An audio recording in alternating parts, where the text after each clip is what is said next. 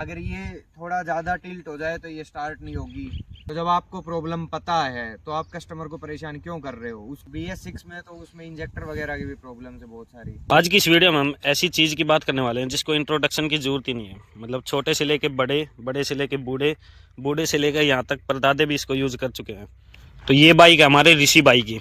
एक बार आ जाओ कैमरे के सामने। Hello friends. क्या हाल है भाई? बढ़िया भाई, बढ़िया बिल्कुल। तो ये कब ली थी आपने ये बाइक? ये अप्रैल 2022 मॉडल है। और कितनी चला चुके हैं अब तक लगभग? ये 7,800 किलोमीटर चल चुकी है। ऑन रोड प्राइस इसका क्या पड़ा होगा उस टाइम पे? उस टाइम इसका 83,500 रुपये की पड़ी थी ऑन रोड। आपने 83,000 की ये पड़ी है। तो इस बजट में और भी बाइक आती हैं, हीरो की भी आती है एक HF डीलक्स। तो उसका क्या विचार आपका? हाँ, बाइक्स बहुत सारी थी। प्लेटिना भी आती है, हीरो HF डीलक्स। डीलक्स का ये था, मैंने पहले डीलक्स रखी है, 5 साल रखी है अपने पास डीलक्स। लेकिन उसमें थोड़ी छोटी छोटी कमियां हैं जो मेरे को पर्सनली पसंद नहीं थी। जैसे कि उसके सस्पेंशन थोड़े स्टिफ हैं, वाइब्रेशन बाइक में ज़्यादा है, और BS6 में तो उसमें इंजेक्टर वगैरह की भी प्रॉब्लम्स है बहुत सारी। बाइक चलते चलते बंद हो जाती है, बहुत सारी प्रॉब्लम्स है। इसलिए मैंने स्प्लेंडर को कंसिडर किया। तो अब तक आपने ये कितनी चला ली होगी? अब तक ये टोटल 7,800 चल चुकी है। और कितनी सर्विस हो गई होगी? इसकी 4 सर्विस हो चुकी है। तो उसका सर्विस स्टेशन वालों का मतलब क्या रिस्पांस बताना चाहोगे आप? सर्विस स्टेशन वालों का रिस्पॉन्स हमारे वहाँ का तो बिल्कुल वेरी पुअर है। मतलब कहाँ का, कौन से स्टेशन रेवाड़ी। का? अच्छा, मतलब किस हिसाब में पुअर है? मतलब उनको जो प्रॉब्लम्स बताते हैं वो उनसे ठीक ही नहीं होती। वो बस टाल देते हैं कि हाँ ठीक है, हमने कर दिया, ये कर दिया, वो कर दिया। जैसे मैंने उनको एक छोटी सी प्रॉब्लम बताई थी, ये सर्विस होने के बाद ये बंद होने लग गई थी। जैसे बाइक स्लो डाउन होती थी बंद हो अच्छा। जाती थी। और एक इसका ड्रम में आवाज़ आती थी पीछे वाले टायर में, जैसे बरसात के मौसम में ना गिल्ले होने के बाद ब्रेक आवाज़ करते थे। तो ये 2 प्रॉब्लम्स मैंने उनको जाके बताई। तो वो बोले कि हाँ ठीक है, आप बाइक छोड़ जाओ। 3-4 घंटे उन्होंने बाइक रखी, लेकिन उसके बाद भी प्रॉब्लम सही नहीं हुई, उनसे रेक्टिफाई नहीं होता। उनके सर्विस एडवाइज़र से बात हुई तो वो बोलता है कि भाई इसका ड्रम साफ़ होगा, उसके बाद ये ब्रेक ड्रम आवाज़ नहीं करेगा। तो जब आपको प्रॉब्लम पता है तो आप कस्टमर को परेशान क्यों कर रहे हो? उसको ठीक करके दो ना। तो ऐसे बहुत सारे बैड एक्सपीरियंसेस रहे मेरे साथ। अभी देखते हैं, अभी रोहतक शिफ्ट हो गए तो यहाँ का सर्विस सेंटर देखते हैं कैसा क्या एक्सपीरियंस रहता है। अच्छा, काफ़ी कस्टमर कहते हैं कि इसमें टिक टिक की आवाज़ आती है, उसका क्या बोलना चाहोगे आप? हाँ, वो आवाज़ आती है। जैसे BS4 बाइक्स में आपने देखा हो कि जब इंजन का काम होना होता है, पिस्टन का काम, सिलेंडर का काम मांगती है बाइक, तो रिंग की आवाज़ आती है, टिक टिक टिक टिक।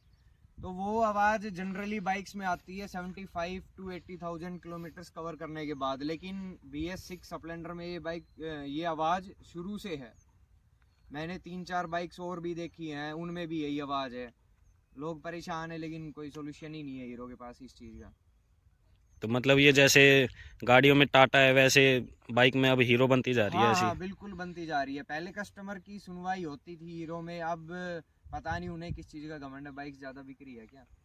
अच्छा, स्प्लेंडर इतने टाइम से बिकती आ रही है तो मतलब पॉजिटिव तो इसके हैं ही, पर आपको क्या लगते हैं, मतलब क्या क्या पॉजिटिव होंगे इसके? सबसे बड़ा पॉजिटिव तो है इसका इंजन। आज भी मेरे हिसाब से 100 सीसी बाइक्स के अंदर हीरो स्प्लेंडर जैसा इंजन और किसी बाइक का नहीं है। दूसरा, अब इसमें जैसे BS6 नॉर्म के साथ और भी काफ़ी चेंजेस हो गए। जैसे पहले बोलते थे ए भाई ये तेरा स्टैंड नीचे है, अब वो चीज़ें कहने की ज़रूरत नहीं है, क्योंकि इसका स्टैंड जब तक लगा रहेगा आप बाइक स्टार्ट नहीं कर सकते। और दूसरा, माइलेज काफ़ी अच्छी निकाल के देती है। इन सिटी 60 kmpl तक निकाल देती है। BS6 में काफ़ी सेंसर भी आ चुके हैं, मतलब काफ़ी लोग कहते हैं कि प्रॉब्लम हो रही है उसमें, ये हो रही है, काफ़ी प्रॉब्लम बताते हैं, तो उसका क्या बोलना चाहोगे? हाँ, सेंसर से प्रॉब्लम होती है। जैसे अभी ये बाइक खड़ी है, अगर ये थोड़ा ज़्यादा टिल्ट हो जाए तो ये स्टार्ट नहीं होगी। इसमें जैसे अपनी बाइक्स में होता था ओवरफ्लो वाला जो सिस्टम था, वो ऐसा कुछ नहीं है। फिर इसको थोड़ी देर छोड़ना पड़ेगा आपको, 20-25 मिनट, तब स्टार्ट होगी। अच्छा, एक स्टोरी आप अपने पापा की बता रहे थे, खेत में ये गिर गई थी एक बार। हाँ, तो ये खड़ी थी ऐसे ही जैसे अब खड़ी है, और जैसे खेत में जुताई कर रखी थी तो इसका स्टैंड नीचे चला गया और ये गिर गई। गिरने के बाद पापा ने बाइक को उठाया, स्टार्ट की, स्टार्ट नहीं हुई। उन्होंने किक से भी ट्राई किया काफ़ी बार लेकिन स्टार्ट नहीं हुई। फिर उसके बाद इसको कम से कम 30 से 35 मिनट वहीं स्टैंड स्टिल पोजीशन के अंदर खड़ा किया, उसके बाद ये स्टार्ट हुई। तो ये प्रॉब्लम्स हैं सेंसर में। और जैसे इसको सुबह स्टार्ट करते हैं, रात को खड़ा कर दिया, सुबह स्टार्ट करते हैं तो इसके आरपीएम बहुत ज़्यादा रहते हैं, आवाज़ बहुत करती है, पड़ोसियों को जगा देती है, 2-3 बार गाड़ी भी सुन चुके। और तो बाकी स्प्लेंडर देखो इतने सालों से बिकती आ रही है, रिलायबल तो है। जैसा मैंने इसको चलाया है, अभी 7-8 हज़ार किलोमीटर चला चुका, तो इंजन में तो है दम वाली बात तो है। हमारे पास एक और स्प्लेंडर है पुरानी 2016 मॉडल, तो वो है इंजन तो कुछ वैसा सा ही है, बस ये सेंसर वगैरह ऐड कर दिए। चलो पॉजिटिव तो आपने गिनवा दिए, काफ़ी सारे हैं, पर नेगेटिव और एक बार बता दो। मतलब सर्विस स्टेशन वाला छोड़ के चलो, वो तो स्टेशन टू स्टेशन बात होती है, कैसे कैसे डीलर होते हैं, पर कुछ और नेगेटिव इसमें लगाओ। नेगेटिव देखो, एक तो मैंने आपको बताया कि इसका जो आवाज़ वाला इशू है, सुबह जब स्टार्ट करते हो तो आरपीएम थोड़े ज़्यादा रहते हैं। चलो वो हो सकता है कि भाई इनका इंजेक्टर वगैरह का कुछ सिस्टम हो इनका। और तो कुछ खास नेगेटिव है नहीं इसमें, बस वो इंजन की आवाज़ बहुत इरिटेटिंग है, चलाते हैं तो पर्सनली मेरे को तो बहुत इरिटेट करती है। मेरे को बिल्कुल पसंद नहीं है कि मेरे बाइक में कैसी भी आवाज़ आए।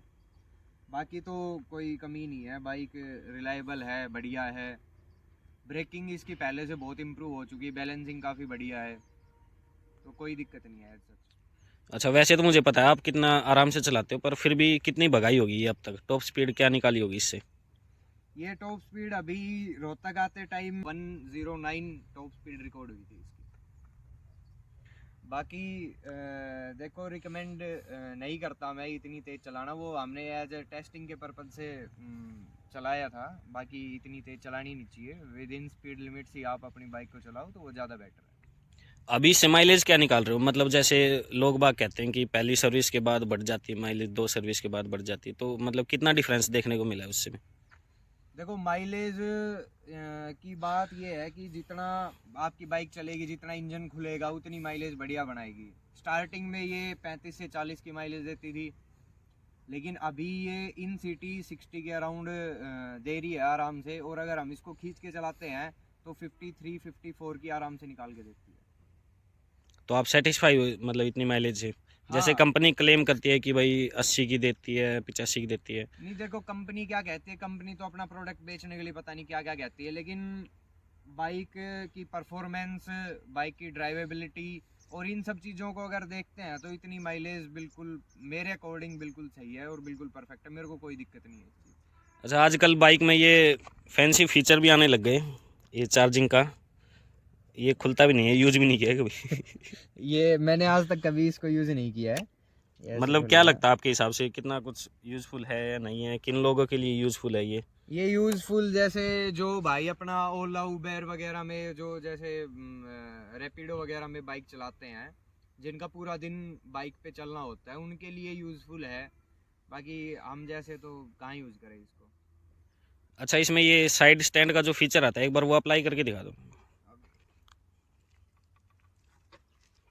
जैसे अभी मेरी बाइक का स्टैंड लगा हुआ है, बाइक न्यूट्रल है, मैंने स्टार्ट किया बाइक, जैसे ही मैं गियर लगाऊंगा बाइक बंद हो जाएगी। बाइक स्टार्ट ही नहीं होगी जब तक स्टैंड नहीं हटाऊंगा। मैंने स्टैंड हटाया, अब बाइक start। वैसे फीचर तो काफ़ी बढ़िया है ये। ये बहुत इंपॉर्टेंट फीचर है और ये लाइफ सेविंग भी है, कुछ हद तक आप नुकसान को बचाता है।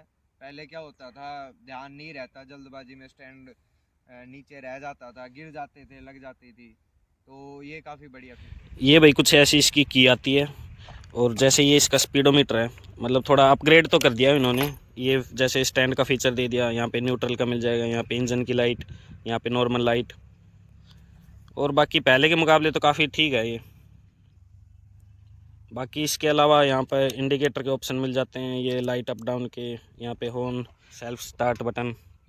बाकी भाई ये कुछ रिव्यू था जो हमारे ऋषि भाई ने दिया है अभी। बाकी स्प्लेंडर तो देखो नाम से बिकती है, इसका काफ़ी रिलायबल प्रोडक्ट है और काफ़ी पुराने टाइम से ये बिकती आ रही है। बस इसका ये है BS6 में थोड़े बहुत ये सेंसर वगैरह दे दिए, इनकी वजह से थोड़ी बहुत प्रॉब्लम फेस करनी पड़ रही है। बाकी इंजन तो इसका कोई कंपटीशन है ही नहीं इसमें। बाकी अगर आपका इतना बजट है 80,000 के आसपास, तो बेझिझक आप ये बाइक ले सकते हैं, जो कि काफ़ी लंबे टाइम तक आपकी चलेगी, कोई ऐसी सच प्रॉब्लम इसमें आएगी नहीं। और जैसा इन्होंने बताया सर्विस स्टेशन का, तो वो डिपेंड करता है सिटी टू सिटी, मतलब कैसे डीलर हैं, कैसा वो बिहेव कर रहे हैं। तो वो ज़रूरी नहीं है कि आपके शहर में भी पाए, तो वो तो अलग इशू है एक। बाकी इस वीडियो में इतना ही, मिलते हैं अगली वीडियो में।